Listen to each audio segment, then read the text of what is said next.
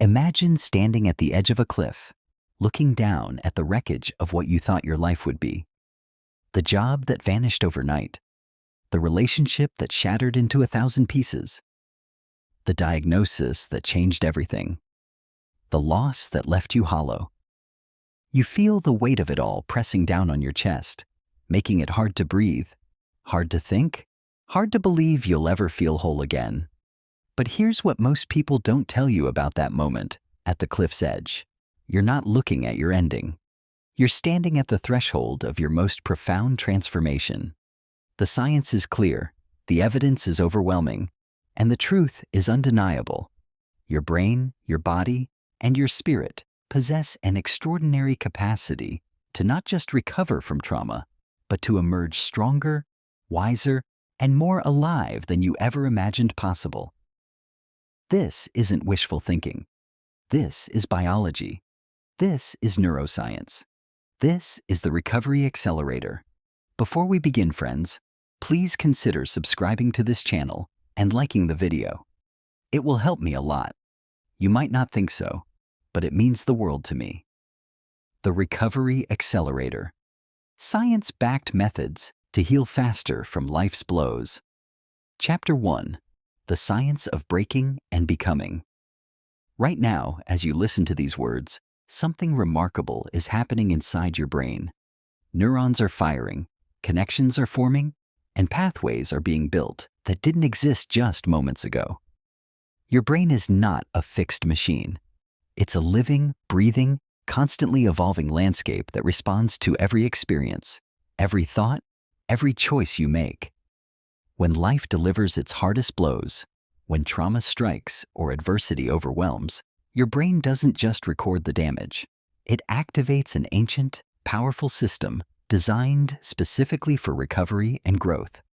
Scientists call this neuroplasticity, the brain's ability to reorganize itself by forming new neural connections throughout life. This isn't a metaphor. This is measurable, observable, transformative change happening at the cellular level. Studies conducted at universities around the world have revealed something extraordinary. The same traumatic events that can lead to psychological distress can also trigger profound positive transformation. Research published in leading neuroscience journals shows that when individuals engage actively with their recovery process, their brains literally rewire themselves. The prefrontal cortex, responsible for decision-making and emotional regulation, can strengthen. The amygdala, which processes fear and anxiety, can become less reactive. New pathways can form that bypass old patterns of pain and fear. But here's what makes this truly revolutionary. Recovery isn't just about returning to your baseline. The evidence shows that the struggle with adversity, when approached with the right tools and mindset, can lead to what psychologists Richard Tedeschi and Lawrence Calhoun call post-traumatic growth. This is growth beyond resilience. This is transformation. Consider the research. Studies involving thousands of trauma survivors across multiple continents have found that between 53 and 89% of people who face significant adversity report at least one area of positive growth. Not despite their trauma, but through it. They report deeper relationships, greater appreciation for life, new possibilities they never saw before, personal strength they didn't know they possessed, spiritual depth that wasn't there before. Your body is designed for this. Evolution has spent millions of years perfecting your capacity to adapt, overcome, and grow stronger through challenge. When you cut yourself, your body immediately begins a complex healing process. Blood clots form. White blood cells arrive to fight infection. New skin cells grow. Within weeks, the wound has closed, and in many cases, the healed tissue is actually stronger than the original skin. Your mind works the same way. But, unlike physical wounds that heal automatically, psychological recovery requires your active participation. You must engage the process. You must learn the tools. You must practice the methods that science has proven work. This is what separates those who merely survive from those who thrive. This is what determines whether your trauma becomes a life sentence or a launching pad. The difference isn't luck. It's not genetics alone. It's not having an easy life or avoiding pain. The difference is knowledge and action. Chapter 2, Your Brain's Recovery Blueprint. Inside your skull, roughly 3 pounds of tissue containing approximately 86 billion neurons are working every second to keep you alive, aware, and capable of change. This organ, your brain, is the single most important tool you have in your recovery journey. Let's talk about what happens in your brain when trauma strikes. When you experience a significant blow, whether emotional, physical, or psychological, several key areas of your brain respond immediately. The amygdala, your brain's fear center, becomes hyperactive. This tiny, almond-shaped structure deep in your brain starts firing alarm signals. Cortisol and adrenaline flood your system. Your heart rate increases. Your muscles tense. You enter survival mode. At the same time, the prefrontal cortex, the part of your brain responsible for rational thinking and emotional regulation, can become impaired. Blood flow may decrease to this area. Decision-making becomes harder. Emotional control becomes more difficult. This is why, in the immediate aftermath of trauma, people often feel like they're not themselves. Their brain has literally shifted into a different operational mode. The hippocampus, which processes and organizes memories, can also be affected.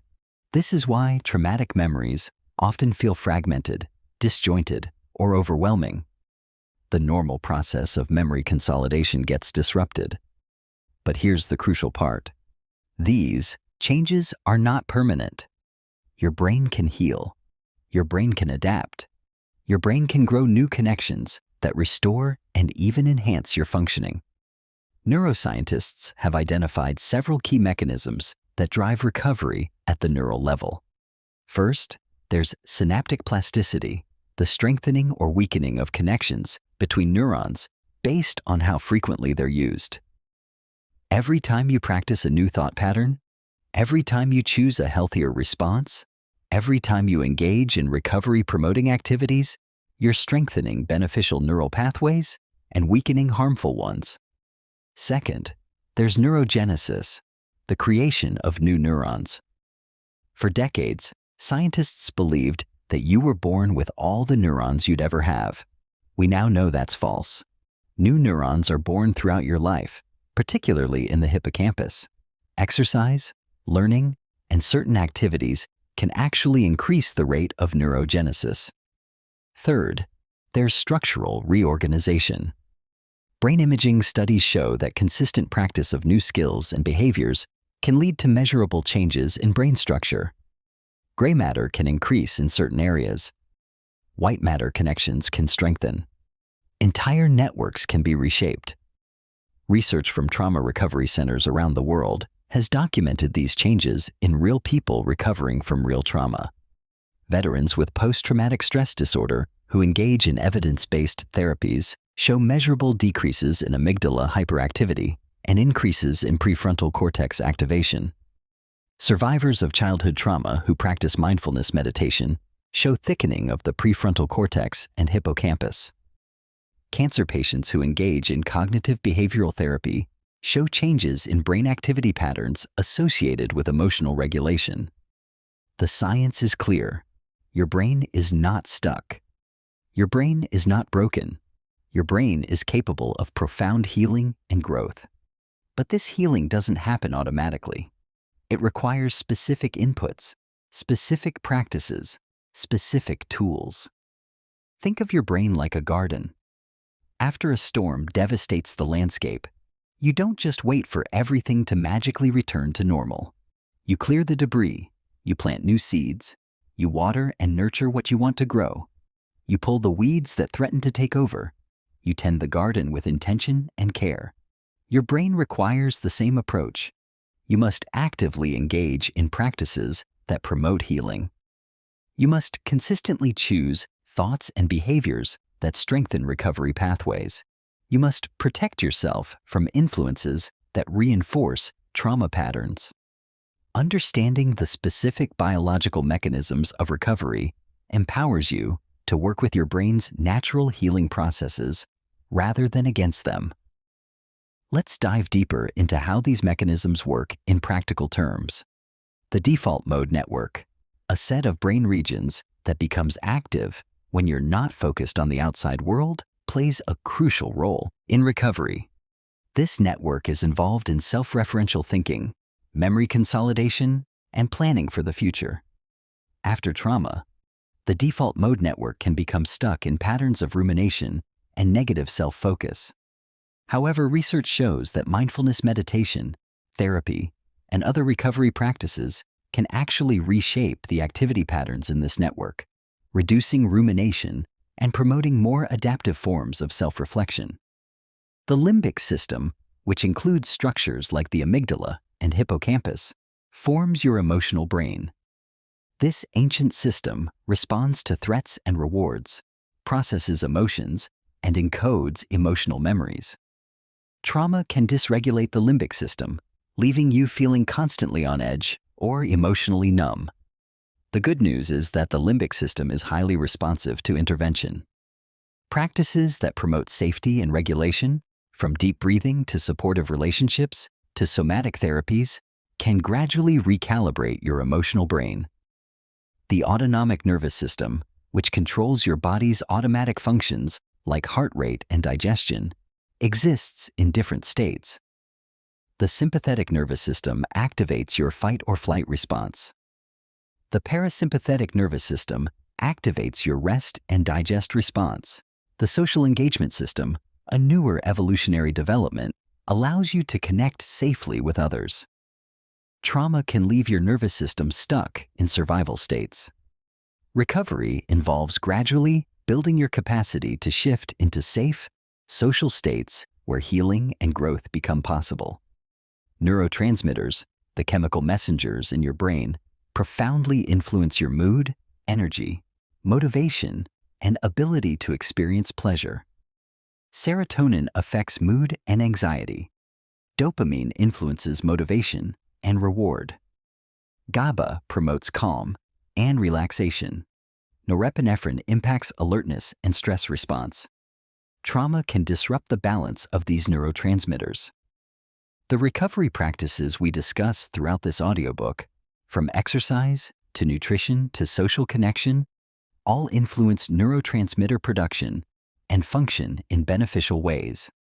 Brain-derived neurotrophic factor, or BDNF, deserves special mention. This protein acts like fertilizer for your brain, promoting the growth and survival of neurons and the formation of new connections. Exercise, learning new skills, adequate sleep, and certain foods all increase BDNF production. This is one reason why a comprehensive approach to recovery, addressing multiple aspects of your life, produces better results than focusing on just one area. Chapter 3: The Physical Foundation of Emotional Recovery. Your mind and body are not separate entities. They are a unified system, constantly communicating, constantly influencing each other. When your body suffers, your mind suffers. When your mind heals, your body heals. Understanding this connection is essential to accelerating your recovery. Let's start with the most fundamental biological process: sleep. Sleep is not optional. It is not a luxury.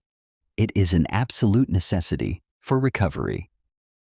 During sleep, particularly during deep sleep phases, your brain engages in a cleanup process that removes toxic proteins, consolidates memories, and restores neurochemical balance. Growth hormone, essential for tissue repair and regeneration, surges during deep sleep. Your body literally rebuilds itself while you sleep. Studies show that sleep deprivation can impair emotional regulation, increase stress hormone levels, and slow recovery from both physical and psychological trauma. Conversely, getting adequate high-quality sleep, typically 7 to 9 hours per night, accelerates healing processes across multiple systems. The evidence is overwhelming. Research published in sleep science journals demonstrates that individuals who prioritize sleep during recovery show faster improvement in mood, better cognitive function, and enhanced ability to manage stress. One study found that just 1 week of adequate sleep after a period of restriction led to measurable improvements in emotional regulation and stress response. To optimize your sleep for recovery, follow these science-backed strategies. First, maintain a consistent sleep schedule. Go to bed and wake up at the same time every day, even on weekends. Your body's circadian rhythm, the internal clock that regulates sleep-wake cycles, functions best with consistency. Second, create a sleep sanctuary. Keep your bedroom cool, dark, and quiet. Remove screens and electronic devices that emit blue light, which suppresses melatonin production. Third, establish a wind-down routine. In the hour before bed, engage in calming activities. Read a physical book. Practice gentle stretching. Do a brief meditation. Signal to your body that it's time to transition to sleep. Now let's talk about nutrition. Your brain requires specific nutrients to function optimally and heal effectively. The standard Western diet, high in processed foods, sugar, and unhealthy fats, actually impairs brain function and slows recovery. In contrast, a diet rich in whole foods, particularly those containing omega-3 fatty acids, antioxidants, and essential vitamins and minerals, supports neuroplasticity and emotional well-being. Research shows that omega-3 fatty acids found in fatty fish, walnuts, and flax seeds are crucial for brain health. These fats are literally the building blocks of brain cell membranes. They support neurotransmitter function, reduce inflammation, and promote neuroplasticity. Studies have found that individuals with higher omega-3 intake show better emotional regulation and reduced symptoms of depression and anxiety. Antioxidants, found abundantly in colorful fruits and vegetables, protect your brain cells from oxidative stress and support healthy aging. Berries, leafy greens, and other plant-based foods contain compounds that cross the blood-brain barrier and directly support brain health. B vitamins, particularly B6, B12, and folate, are essential for neurotransmitter production and brain energy metabolism. Deficiencies in these vitamins are associated with depression, cognitive impairment, and slower recovery from stress. Your gut health also plays a crucial role in mental health and recovery. The gut-brain axis, the bidirectional communication system between your digestive tract and your brain, influences mood, stress response, and cognitive function. A healthy gut microbiome, supported by fiber-rich foods and fermented foods, contributes to better mental health outcomes. Physical exercise is another non-negotiable component of accelerated recovery. Movement is medicine. The evidence is so strong that if exercise could be bottled as a pill, it would be the most prescribed medication in the world. When you exercise, multiple beneficial processes occur simultaneously. First, your brain releases endorphins, natural feel-good chemicals that elevate mood and reduce pain perception. Second, exercise increases blood flow to the brain, delivering more oxygen and nutrients to support healing and growth. Third, physical activity stimulates the production of brain-derived neurotrophic factor, a protein that promotes neurogenesis and neuroplasticity. Fourth, exercise reduces stress hormones like cortisol while increasing beneficial neurotransmitters like serotonin and dopamine. The research is consistent across hundreds of studies. Regular physical activity improves mood, reduces anxiety and depression, enhances cognitive function, and accelerates recovery from trauma. One meta-analysis examining over 100 studies found that exercise was as effective as antidepressant medication for treating mild to moderate depression with the added benefit of no negative side effects. You don't need to become an athlete. You don't need to train for a marathon. Even moderate exercise, 30 minutes of brisk walking most days of the week, produces measurable benefits. The key is consistency and finding activities you enjoy enough to sustain long-term. Chapter 4. Rewiring Your Mind Through Mindfulness. Mindfulness is not a New Age fad. It's a scientifically validated practice with thousands of years of empirical evidence and decades of modern research supporting its effectiveness. At its core, mindfulness is simply the practice of paying attention to the present moment without judgment. Why is this so powerful for recovery? Because trauma lives in the past and anxiety lives in the future. When you're fully present in this moment, right now, you step out of the trauma cycle. You create space between stimulus and response. You reclaim your power to choose. Neuroscience research has revealed remarkable findings about what happens in the brain during mindfulness practice. Studies using functional MRI brain scans show that regular mindfulness meditation leads to measurable changes in brain structure and function. The amygdala, the fear center, shows decreased activity and reduced size with a consistent practice. The prefrontal cortex, responsible for emotional regulation and decision-making, shows increased thickness and activity. The hippocampus, involved in memory and learning, shows increased gray matter density. These aren't small changes. These are significant, measurable alterations in brain structure that correlate with real-world improvements in emotional regulation, stress management, and overall well-being. One groundbreaking study followed individuals through an 8-week mindfulness-based stress reduction program. Brain scans before and after the program showed dramatic changes. Participants reported reduced stress and improved well-being, and their brains showed the biological evidence to match. The amygdala had shrunk. The prefrontal cortex had thickened. Neural pathways associated with self-awareness and emotion regulation had strengthened. Another study examined the impact of brief mindfulness training, just 20 minutes per day for 4 days, on pain perception and emotional regulation. The results were striking. Participants showed significant reductions in pain intensity and emotional reactivity to negative stimuli, along with measurable changes in brain activity patterns. Mindfulness works through several key mechanisms. First, it enhances attention control. Trauma often scatters your attention, making it difficult to focus or stay present. Mindfulness training strengthens your ability to direct and sustain attention, which is fundamental to all other cognitive and emotional functions. Second, mindfulness improves emotion regulation.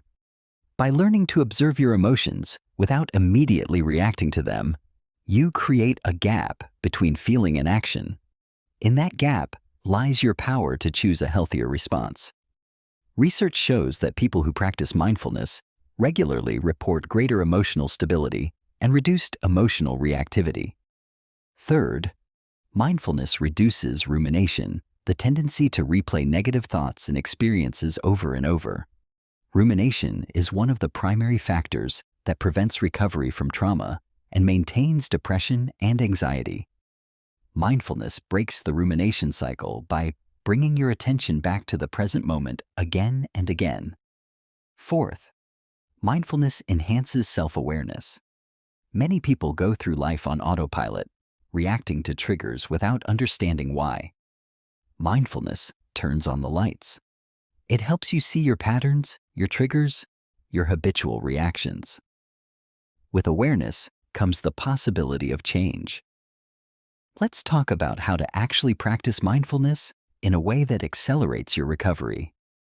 You don't need special equipment. You don't need a quiet mountain retreat. You can start right now. Wherever you are, begin with your breath. Your breath is always with you, always available as an anchor to the present moment. Sit comfortably, close your eyes if that feels safe, and simply notice your breathing. Don't try to change it. Just observe. Feel the sensation of air moving in and out of your nostrils. Notice your chest or belly rising and falling. When your mind wanders, which it will, gently bring your attention back to your breath. That's it. That's the practice. Start with just 5 minutes a day. Set a timer. Sit and breathe. Notice when your mind wanders and gently return to your breath. Do this every day. The consistency matters more than the duration. As you build the habit, gradually increase the time. 10 minutes, 15 minutes, 20 minutes. Beyond formal sitting meditation, you can practice mindfulness throughout your day. When you eat, really taste your food. Notice the flavors, textures, temperatures. When you walk, feel your feet touching the ground. Notice the movement of your body. When you wash dishes, feel the warm water on your hands. Hear the sound of the water. These ordinary moments become opportunities for presence and peace. Body scan meditation is another powerful technique. Lie down comfortably and systematically bring your attention to each part of your body, starting with your toes and moving up to the top of your head. Notice any sensations without trying to change them.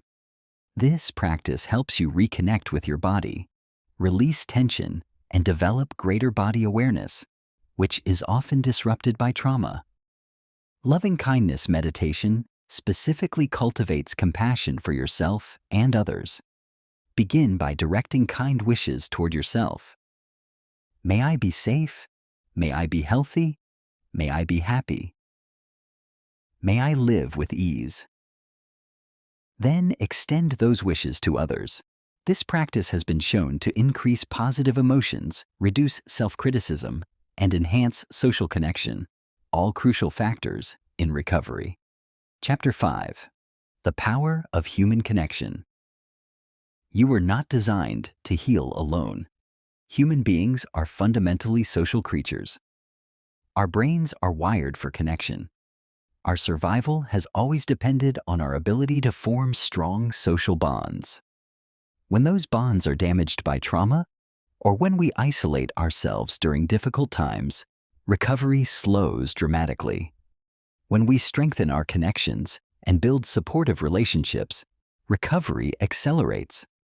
The research on social support and recovery is overwhelming. Hundreds of studies across multiple disciplines, from psychology to neuroscience to public health, consistently show the same thing. Social support is one of the most powerful predictors of positive outcomes after trauma or adversity. One comprehensive study examined survivors of various traumatic events and found that the quality and quantity of social support were stronger predictors of post-traumatic growth than the severity of the trauma itself.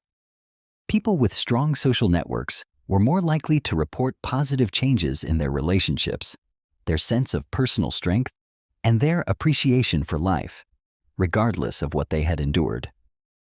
Neuroscience research helps explain why connection is so crucial. When you feel socially connected, your brain releases oxytocin, often called the bonding hormone. Oxytocin reduces cortisol levels, lowers blood pressure, and promotes feelings of trust and safety. It literally calms your nervous system.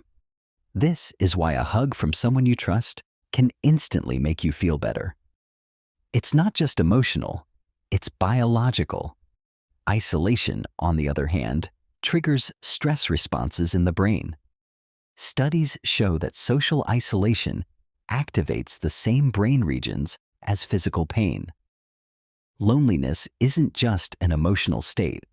It's a biological stressor that impairs immune function, increases inflammation, and slows recovery from illness and trauma.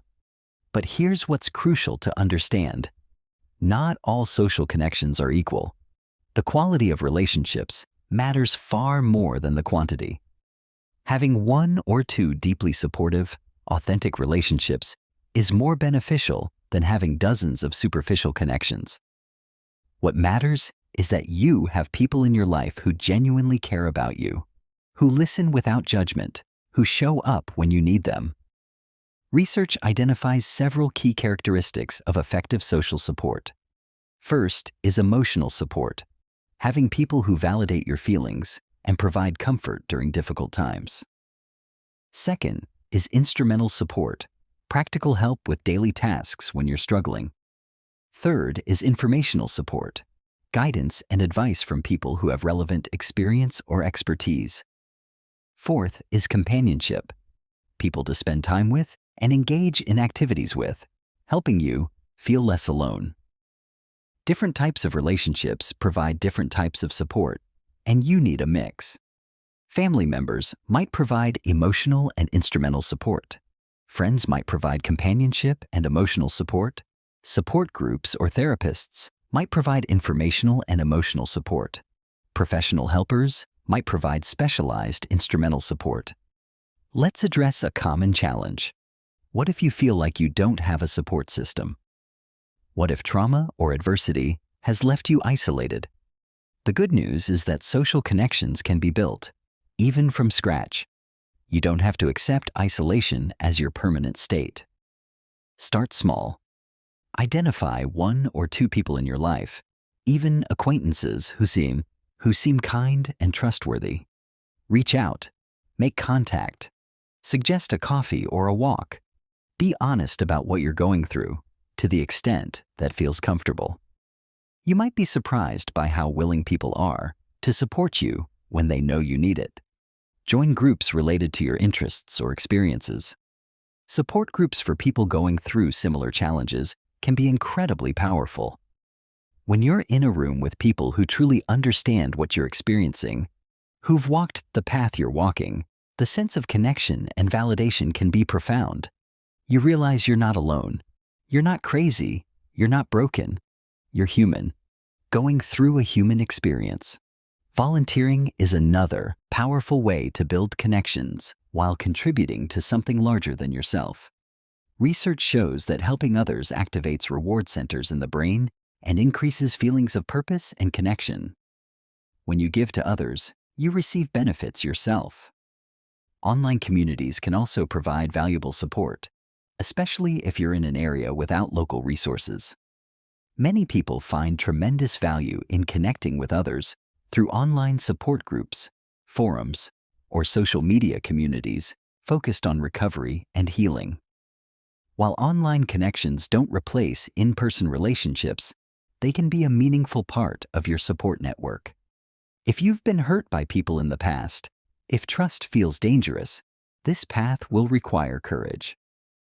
But isolation is not safety. Isolation is a slow death. The research is clear. People need people. Your recovery depends on your willingness to gradually, carefully, rebuild trust and connection. Professional support is also crucial. Therapists, counselors, and other mental health professionals are trained to provide specialized support that friends and family cannot. There's no shame in seeking professional help. In fact, seeking help is a sign of strength and wisdom. The most successful people in recovery are those who actively engage with professional support. Chapter 6. Transforming Pain into Purpose. This is perhaps the most counterintuitive aspect of the recovery journey, and yet, it's one of the most well-documented phenomena in psychological research. Adversity can be a catalyst for profound positive transformation, not despite your suffering, but because of it. Psychologists Richard Tedeschi and Lawrence Calhoun spent decades studying people who had experienced severe trauma: combat veterans, cancer survivors, parents who had lost children, victims of violent assault. What they found challenged conventional thinking about trauma. While these individuals certainly experienced pain, distress, and struggle, many also reported significant positive changes in their lives as a result of their traumatic experiences. This phenomenon, which they named post-traumatic growth, has now been documented in thousands of studies across cultures around the world. The research consistently identifies 5 primary domains of growth that people report: greater appreciation for life, warmer and more intimate relationships with others, a greater sense of personal strength, recognition of new possibilities for one's life, and spiritual or existential development. Let's be absolutely clear. Post-traumatic growth is not about minimizing trauma or suggesting that suffering is good. No one chooses trauma. No one would voluntarily go through terrible experiences. The growth doesn't come from the trauma itself. It comes from the struggle with the aftermath of trauma. It comes from the process of rebuilding your life and your sense of self in the wake of shattering experiences. Think of it this way. When an earthquake devastates a city, no one celebrates the earthquake. But in the years that follow, as the city is rebuilt, often the new structures are stronger, more resilient, designed to better withstand future challenges. The rebuilding process incorporates lessons learned. The city emerges different, and in some ways, better prepared for the future. Your psyche works similarly. Trauma shatters your assumptive world, the set of beliefs you hold about how life works, how safe you are, what you can count on. This shattering is painful and disorienting, but in the process of rebuilding your worldview, you have the opportunity to build something more resilient, more authentic, more aligned with reality and with your deepest values. Research shows several factors that predict post-traumatic growth. First is deliberate rumination, which is different from the intrusive rumination that maintains distress. Deliberate rumination involves actively making sense of what happened, searching for meaning, and integrating the experience into your life story. This is often facilitated by writing, therapy, or deep conversations with trusted others. Second is cognitive flexibility, the ability to shift your perspective and consider multiple viewpoints. People who can reframe their experiences, who can find alternative ways of understanding what happened, are more likely to experience growth. Third is social support. As we discussed in the previous chapter, strong social connections provide the foundation for growth. You need people who can hold space for both your pain and your transformation. Fourth is active coping. People who take concrete steps to deal with their situation, who engage in problem solving and seek help rather than avoiding or denying, are more likely to experience growth.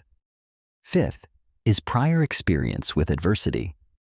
Counterintuitively, people who have successfully overcome challenges in the past are better equipped to navigate new challenges.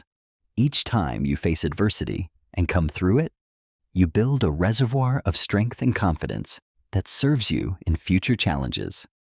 Let me share what post-traumatic growth can look like in real life. After a life-threatening illness, a person might develop a profound appreciation for each ordinary day, finding joy in simple pleasures they previously took for granted. They might reprioritize their life, spending more time with loved ones and less time on things that don't truly matter to them. They might discover inner strength they didn't know they had, a resilience that changes how they see themselves. After a relationship ends painfully, a person might develop deeper self-awareness, understanding patterns and choices that weren't serving them. They might set healthier boundaries in future relationships. They might develop more authentic connections as they learn to show up more honestly. They might discover activities and interests they had neglected while in the relationship. After job loss, a person might realize they had been pursuing someone else's vision of success rather than their own. They might use the disruption to explore new career paths aligned with their values and passions. They might develop skills and connections that open unexpected doors. The growth doesn't erase the pain. These people would still prefer not to have gone through what they went through. But given that they did, they found ways to let the experience deepen them rather than destroy them. They found ways to let the breaking open them rather than close them down. Here's how you can actively engage with your experience in ways that promote growth. First, allow yourself to fully feel your emotions without judgment. Suppressing or avoiding pain doesn't lead to growth. You must feel it to heal it. Give yourself permission to grieve, to be angry, to be confused. Second, actively work to make meaning from your experience. This doesn't mean finding a silver lining or pretending everything happens for a reason. It means asking, what can I learn from this? How has this changed me? What matters more now? What matters less? Who am I becoming through this process? Third, share your story with safe, trusted people. Putting your experience into words, hearing yourself tell the story, receiving validation and support. This is a powerful healing process.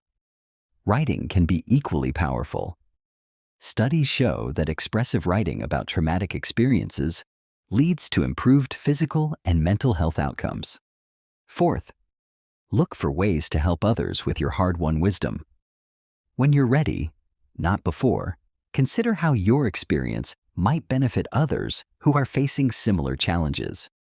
Teaching is one of the most powerful ways to learn.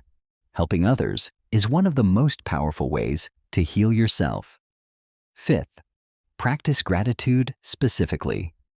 Research shows that deliberately focusing on what you're grateful for, even in the midst of difficulty, can shift your brain's default patterns and increase positive emotions.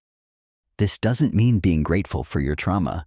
It means finding things to be grateful for despite your trauma. The sun still rises. Food still nourishes you. Some people still care about you. These basic facts remain true. Chapter 7. Practical Tools for Daily Recovery. Knowledge without action is just entertainment. Understanding the science of recovery is valuable, but it won't change your life unless you implement specific practices consistently. This chapter provides you with concrete, actionable tools you can use starting today to accelerate your recovery. Let's begin with cognitive restructuring, a core technique from cognitive behavioral therapy. Your thoughts create your emotions, and your emotions drive your behaviors. When you change your thoughts, you change your life. Trauma often installs distorted thought patterns, all or nothing thinking, catastrophizing, overgeneralization, personalization. These cognitive distortions maintain suffering. Cognitive restructuring involves identifying these distorted thoughts and challenging them with evidence-based alternatives. Here's a practical process you can use. First, notice when you're feeling distressed. Second, identify the thought that preceded the feeling. Write it down. Third, examine the evidence for and against this thought. Is it actually true? Is it always true? What evidence contradicts it? Fourth, generate a more balanced, realistic thought. Fifth, notice how this alternative thought affects your emotional state. For example, the distorted thought might be, I'll never recover from this. My life is ruined forever. Challenge it. What's the evidence for this? Have other people recovered from similar situations? Am I the same person I was a year ago? Or have I already changed and grown in some ways? Could I be wrong about this being permanent? Alternative thought. I'm struggling right now, and that's understandable given what I've been through. Recovery takes time. I can take one step forward today. This isn't positive thinking or denial. This is realistic thinking, based on evidence rather than fear-driven catastrophizing. Behavioral activation is another powerful tool. Depression and trauma often lead to withdrawal and avoidance. You stop doing things that used to bring you joy or meaning. This creates a vicious cycle where inactivity leads to worse mood, which leads to more inactivity. Behavioral activation reverses this cycle. You schedule activities that align with your values and goals, regardless of whether you feel like doing them. Research shows that behavior change often precedes mood change. You act your way into feeling better, rather than waiting to feel better before acting. Create a list of activities in several categories: enjoyable activities that bring pleasure, achievement-oriented activities that give you a sense of accomplishment, social activities that connect you with others, and self-care activities that meet your basic needs. Schedule at least one activity from each category into your week. Start small. Set yourself up for success. Grounding techniques are essential for managing intense emotions or flashbacks. When you're overwhelmed, you need tools to return to the present moment quickly. The 5 to 4 to 3, 2, 1 technique is simple and effective. Identify 5 things you can see, 4 things you can touch, 3 things you can hear, 2 things you can smell, and 1 thing you can taste. This engages your senses and anchors you in the present moment. Progressive muscle relaxation helps release physical tension. Starting with your toes and moving up to your head, systematically tense and then relax each muscle group. Hold the tension for 5 seconds, then release and notice the sensation of relaxation and for 10 seconds. This practice activates your parasympathetic nervous system and promotes physical and mental relaxation. Box breathing is a simple but powerful technique for regulating your nervous system. Breathe in for a count of 4. Hold for a count of 4. Breathe out for a count of 4. Hold empty for a count of 4. Repeat for several cycles. This pattern activates your vagus nerve and shifts your body from stress response to relaxation response. Journaling accelerates recovery through multiple mechanisms. It provides an outlet for difficult emotions. It helps you organize and make sense of confusing experiences. It allows you to track your progress over time. It reveals patterns you might not otherwise notice. Try different journaling approaches. Stream of consciousness writing, where you write whatever comes to mind for 10 to 15 minutes without editing or censoring. Gratitude journaling, where you write down 3 things you're grateful for each day. Processing journaling, where you work through a specific challenging experience or emotion in detail. Developing a crisis plan is crucial. When you're in the middle of a crisis, your thinking is impaired. Having a plan you created when you were thinking clearly can literally save your life. Your crisis plan should include warning signs that you're beginning to spiral, immediate coping strategies you can use, people you can contact for support with their phone numbers, professional resources including crisis hotline numbers, reasons you want to keep going, and stay alive. Write this plan when you're feeling relatively stable. Keep copies where you can access them easily. Share it with trusted people in your life so they know how to help you. Establishing healthy routines creates a foundation for recovery. When your life feels chaotic, routine provides structure and predictability. Your brain finds safety in consistent patterns. Create morning and evening routines that support your well-being. Maybe your morning routine includes waking at the same time, drinking a glass of water, doing 10 minutes of stretching, eating a nutritious breakfast, reviewing your intentions for the day. Your evening routine might include preparing clothes and meals for the next day, doing a brief body scan meditation, writing in your gratitude journal, avoiding screens for the last hour before bed, going to sleep at a consistent time.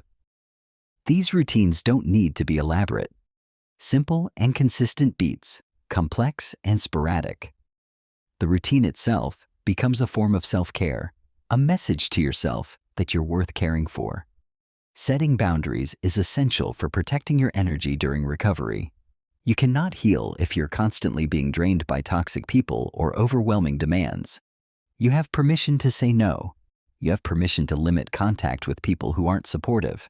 You have permission to take time for yourself. Practice saying no without over-explaining. I can't make it. That doesn't work for me. I need to take care of myself right now. These are complete sentences. You don't owe anyone a detailed justification for your boundaries. Tracking your progress helps you see growth that might not be obvious day to day. Create a simple tracking system. Rate your mood daily on a scale of 1 to 10. Note any positive moments or small wins. Track your use of coping skills. Over time, you'll see patterns. You'll see that even though there are still hard days, the good days are increasing. You'll see that you're using healthier coping strategies more consistently. This evidence of progress builds hope and motivation. Chapter 8. When professional help is essential. You don't have to do this alone. In fact, you shouldn't do this alone. While the tools and insights in this audiobook can significantly accelerate your recovery, there are times when professional help is not just helpful, but essential. Let's be clear about something. Seeking professional help is not a sign of weakness. It's a sign of wisdom. The strongest, most successful people in recovery are those who recognize when they need specialized support and actively seek it out. Would you try to set your own broken bone? Would you perform surgery on yourself? Of course not. Mental and emotional wounds sometimes require professional expertise just as physical wounds do. Several evidence-based therapies have been proven effective for trauma and recovery. Cognitive behavioral therapy, which we've touched on, is one of the most researched and validated approaches. CBT helps you identify and change thought patterns that maintain distress. A trained CBT therapist can guide you through this process more effectively than you could on your own, helping you recognize blind spots and challenge deeply ingrained patterns. Eye movement, desensitization and reprocessing, known as EMDR, is specifically designed for trauma processing. This therapy uses bilateral stimulation, typically through eye movements, to help your brain process traumatic memories in a way that reduces their emotional charge. Research shows EMDR can be remarkably effective, often in fewer sessions than traditional talk therapy. Many trauma survivors report significant relief from symptoms like flashbacks and nightmares after EMDR treatment. Dialectical behavior therapy, or DBT, was originally developed for individuals with borderline personality disorder, but has proven effective for a wide range of issues. DBT teaches concrete skills in 4 areas: mindfulness, distress tolerance, emotion regulation, and interpersonal effectiveness.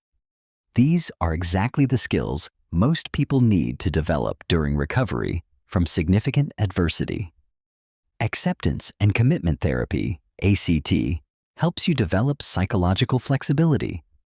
Rather than fighting against difficult thoughts and feelings, ACT teaches you to accept them while committing to actions aligned with your values.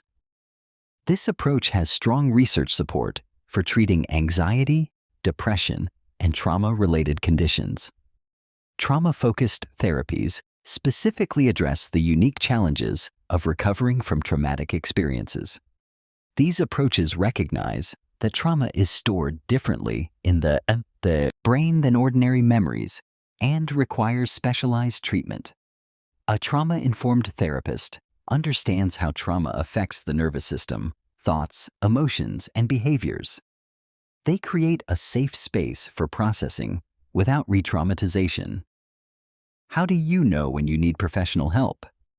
Several signs indicate it's time to reach out. If you're having thoughts of harming yourself or others, seek help immediately. Call a crisis hotline or go to an emergency room. This is a medical emergency. If your symptoms are significantly interfering with your daily functioning, if you can't work, maintain relationships, or take care of basic needs, professional help is needed. If you're using substances or other destructive behaviors to cope, therapy can help you develop healthier strategies. If you've been trying to manage on your own and aren't seeing improvement, or if you're getting worse despite your efforts, it's time for professional support. If you experienced significant trauma, particularly in childhood, professional help is strongly recommended. Complex trauma often requires specialized treatment that goes beyond self-help strategies. If you're experiencing symptoms of post-traumatic stress disorder, such as intrusive memories, nightmares, severe anxiety, or avoidance. Evidence-based trauma therapy can be life-changing. Finding the right therapist matters. Not every therapist is a good fit for every person. Look for someone who specializes in your specific concerns. If you're dealing with trauma, seek out trauma-specialized therapists. Check their credentials and training. Most states have online directories where you can verify licenses. Many therapists offer free initial consultations. Use this opportunity to ask questions. What's their approach? What experience do they have with issues like yours? How do they measure progress? Do they feel like someone you could trust and be honest with? Trust your gut. The therapeutic relationship is one of the strongest predictors of treatment success. Cost is a real barrier for many people, but options exist. Many therapists offer sliding scale fees based on income. Community mental health centers provide low-cost or free services. Online therapy platforms often cost less than traditional in-person therapy. Some employers offer employee assistance programs that provide free counseling sessions. Check whether your health insurance covers mental health services. If you can't access individual therapy right now, consider group therapy or support groups. Many communities offer free or low-cost support groups for various issues. Group therapy provides multiple benefits. You realize you're not alone, you learn from others' experiences, you practice social skills in a safe environment, and it's typically more affordable than individual therapy. Medication can be an important part of treatment for some people.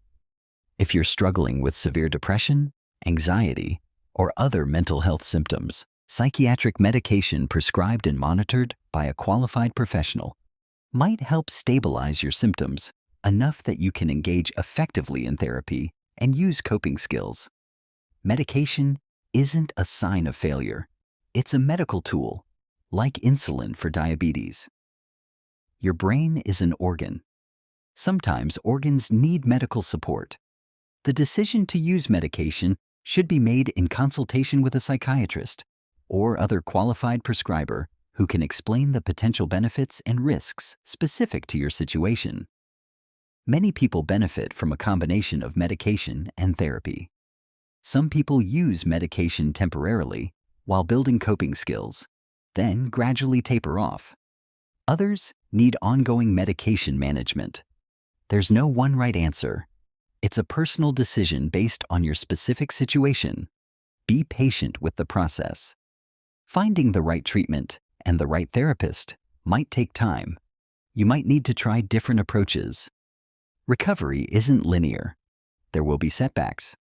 The important thing is that you keep trying, keep reaching out, keep moving forward. Chapter 9. Living your recovery every day. Recovery isn't a destination you reach and then stop working. Recovery is a practice, a commitment you make every single day. It's a way of living that honors your healing and continues to nurture your growth. This might sound exhausting. You might be thinking, I can't commit to practicing recovery forever. I just want to feel normal again. Here's the truth. This practice becomes your new normal. The tools and habits that support your recovery become integrated into your life. They're not burdens. They're the foundation of a life that's more authentic, more meaningful, and more resilient than what came before. Think of recovery like physical fitness. You don't go to the gym for 3 months, get in shape, and then stop. If you stop, you lose what you gained. But if you make movement and healthy eating a regular part of your life, it stops feeling like work. It becomes just how you live. You do it because you value how it makes you feel. Recovery works the same way. Creating a sustainable recovery practice requires balancing several elements. You need structure, but also flexibility. You need discipline, but also self-compassion. You need to push yourself, but also know when to rest. Finding this balance is a lifelong learning process. Start each day with intention. Before you get caught up in the demands and distractions of the day, Take a few moments to center yourself. This might be a brief meditation, a moment of gratitude, a review of your values and goals. Set an intention for how you want to show up today. How do you want to respond to challenges? What matters most to you today? Throughout the day, check in with yourself regularly. How are you feeling? What do you need right now? Are you hungry? Tired? Stressed? Are you tensing your shoulders? Holding your breath? These quick check-ins allow you to course correct before small issues become big problems. End each day with reflection. What went well? What was challenging? What did you learn? What are you grateful for? This practice helps you integrate the day's experiences and recognize your progress. Building a life worth living is the ultimate goal of recovery. It's not enough to simply reduce symptoms or manage problems. You want to create a life that feels meaningful, purposeful, and aligned with your deepest values. Start by clarifying your values. What matters most to you? Not what should matter, not what matters to other people. What genuinely matters to you? Common values include relationships, creativity, contribution, learning, health, authenticity, freedom, stability. Your values are your compass. They guide your decisions and priorities. Once you're clear on your values, examine your life. Are you living in alignment with what matters most to you? Where are the gaps? If you value relationships but spend all your time working, there's a misalignment. If you value creativity but never make time for creative pursuits, there's a misalignment. If you value health but treat your body poorly, there's a misalignment. These gaps aren't reasons for self-criticism. They're opportunities for change.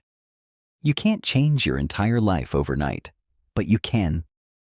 And take one small step today toward greater alignment. If you value relationships, you can send a text to a friend you've been meaning to reconnect with. If you value creativity, you can spend 15 minutes sketching or writing. If you value health, you can take a walk or prepare a nutritious meal. Small actions, repeated consistently, create significant change over time. This is how you build a life worth living. One day at a time, one choice at a time, one step at a time. Protecting your recovery becomes increasingly important as you rebuild your life. As you start feeling better, there's a temptation to stop doing the things that helped you get better. This is a common mistake. The practices that support your recovery need to continue, even when you're feeling good. Especially when you're feeling good. Think of it like this. If you stop brushing your teeth, you'll get cavities. Not immediately, but eventually.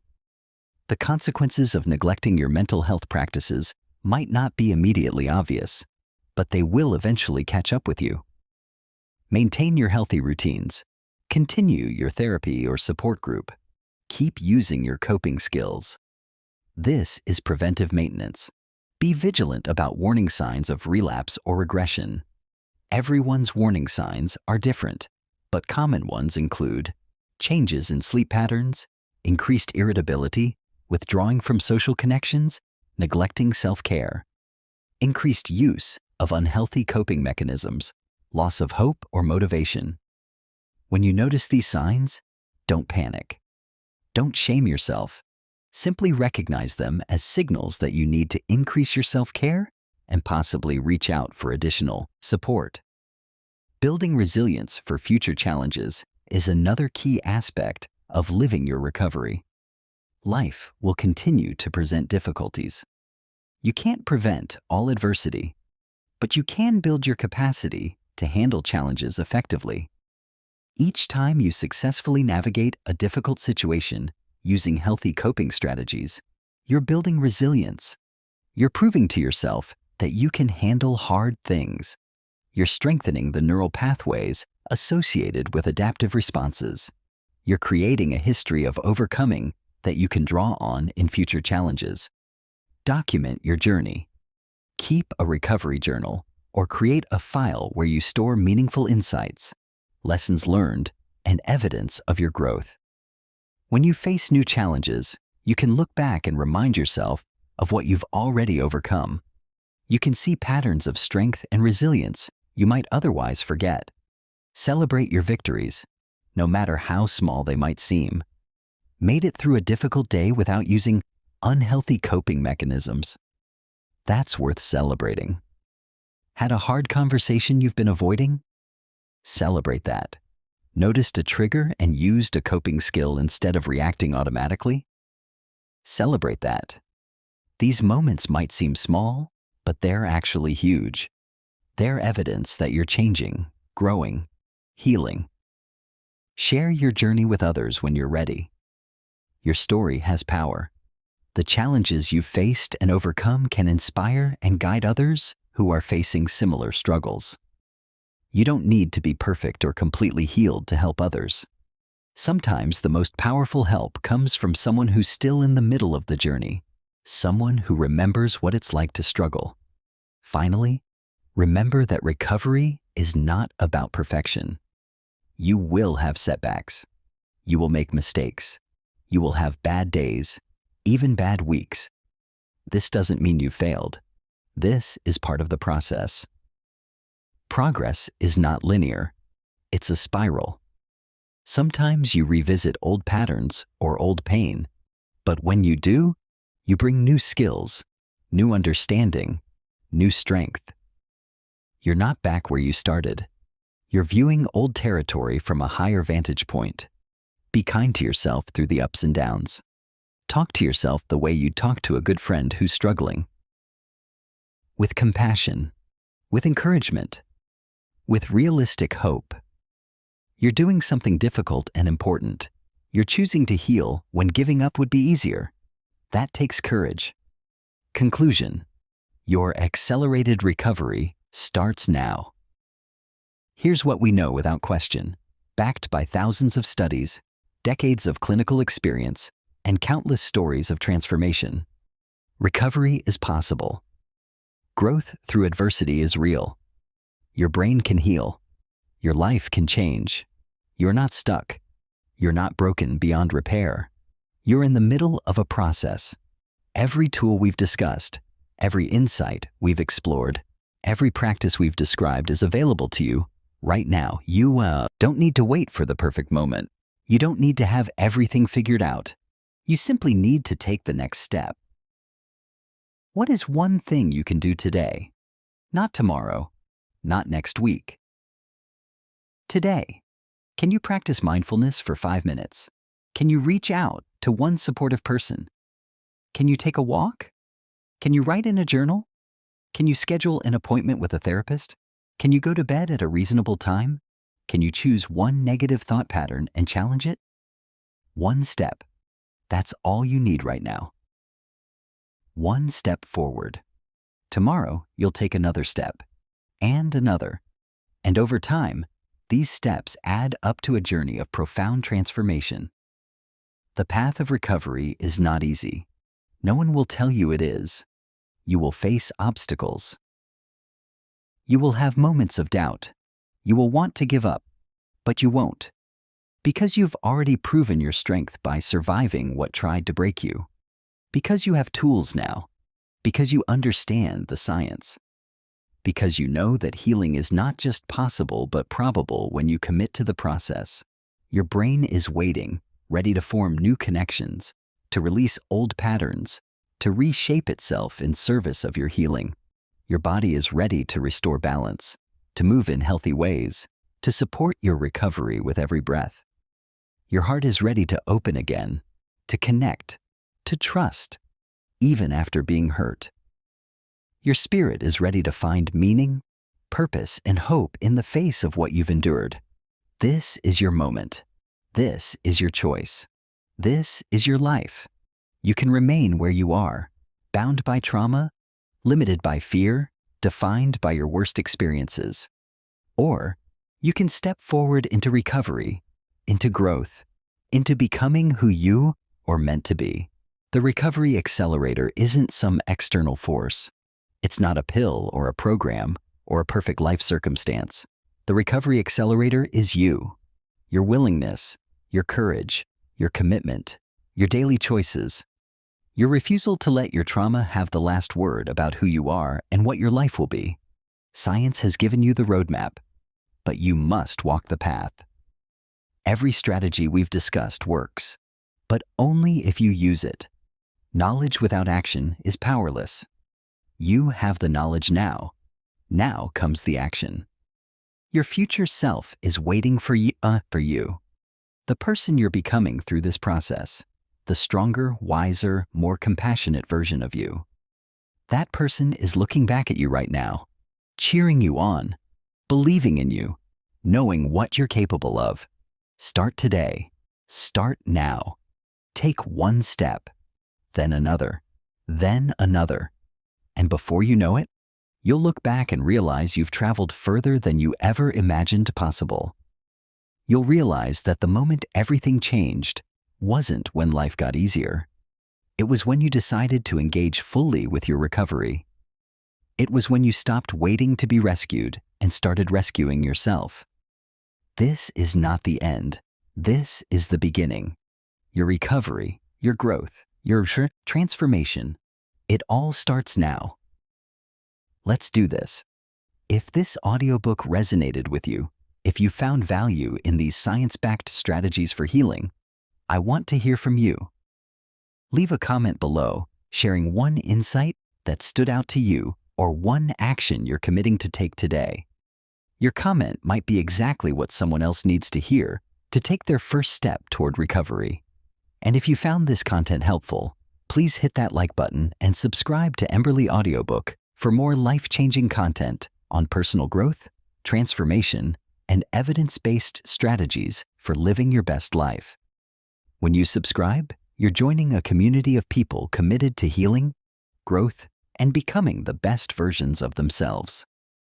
Share this audiobook with someone who needs to hear it, someone who's struggling, someone who's lost hope, someone who needs to know that recovery is possible and science shows us how. Your share might save someone's life. Remember, you are not your trauma. You are not your worst day. You are not your mistakes or your pain. You are a human being with an extraordinary capacity for healing, growth, and transformation. The science proves it.